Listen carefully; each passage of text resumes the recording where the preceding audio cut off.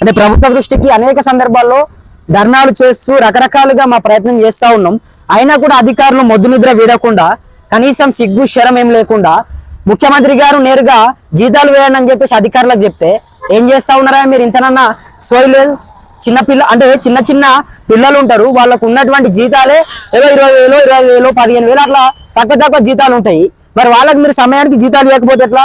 మీ ఇంట్లోకి వెళ్ళి ఇస్తా ఉన్నారా, లేకపోతే మీ ఇంట్లోకి వెళ్ళి మన వాళ్ళకి జీతాలు ఇస్తా ఉన్నారా? ప్రభుత్వ పైసలు కదా, ప్రభుత్వం కోసం కదా వాళ్ళు కష్టపడేది. ప్రభుత్వం నడుస్తుంది ఇవాళ ప్రభుత్వం నడుస్తుందంటే వాళ్ళని అవుట్ సోర్సింగ్ ఎంప్లాయీస్ వల్ల. సో మరి వాళ్ళ జీతాలని వాళ్ళకి ఇవ్వడానికి మీకేంటి నొప్పి? ఇక్కడ ముఖ్యమంత్రి గారు కూడా మీరు జీతాలు వేయండి అని చెప్పేసి ఆయన సీరియస్ అయ్యారని కూడా చెప్తా ఉన్నారు వాళ్ళు. మరి అయినప్పటికీ కూడా జీతాలు ఎందుకు ఆలస్యం చేస్తా ఉన్నారు? అంటే తమాషాలు చేస్తా ఉన్నారా? ఉద్యోగాలు ఉండాలనుకుంటా ఉన్నారా, లేకపోతే ఊడాలనుకుంటా ఉన్నారా?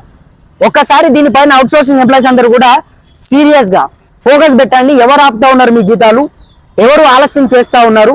ముఖ్యమంత్రి గారు చెప్పినప్పటికీ కూడా ఎవరు దాన్ని పాటించట్లేదు, ఎవరు ఆలస్యం చేస్తా ఉన్నారు? దీన్ని పూర్తి స్థాయిలో ఒకసారి మీరు ఆలోచన చేయండి, మా దృష్టికి కూడా తీసుకురండి. ఎవరైనా తప్పు చేస్తే, ఎవరైనా మీ జీతాలని ఆలస్యం చేస్తే ఖచ్చితంగా మీ తరపు నుంచి మీ గొంతుగా ప్రభుత్వాన్ని ప్రశ్నించే బాధ్యత నేను తీసుకుంటా. ఖచ్చితంగా మీ అందరి గొంతాయి కిందనటువంటి నంబర్కి వాట్సాప్ చేయండి.